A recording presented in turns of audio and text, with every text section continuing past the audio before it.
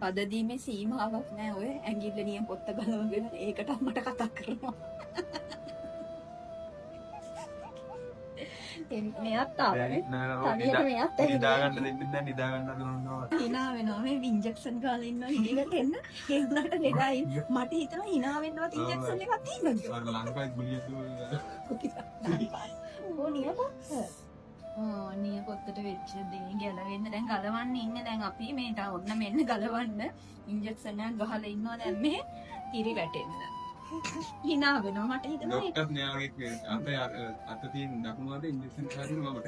ඇත්තට මේ ප්‍රශ්නේ තියෙන්නේ දැන් දකුණු අතේ හැබැයි ඉන්ජෙක්ෂන් එක ගාලා තියෙනවා මං අතට. නේද නියපොත්ත ගැලෙව්වා. නියපොත්ත ගැඩුණා.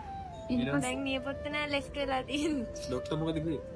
ડોක්ටර් ගලවලා උස්සල පෙන්නලා hina වුණා. ඇයි හිනාව? මෙයා ප්‍රශ්න අහනවා. අයියෝ හිනාව නේ. නියපොත්ත ගලවලා අපි යමින් ගමන් මියා මික්ස් එකට ආව සාජ්‍යවල කන්න මට බඩගිනේ. දැන් කවන්නත් වෙනවා. ඒ මදියට කවන්නද පුදුම වදයක් කනේ. වද කෝටියයි උදේ ඉඳන් මට. කවන්න බෑ. අනේ ලෙඩාට කවනවා කියන්නේ. දෙන්න නම් මට පේන්නේ නැහැ දැන්. මොනවද තියෙන්නේ? පරිප්පු තියෙනවා. ඉන්දියා අපකන්. සම්බෝල තියෙනවා.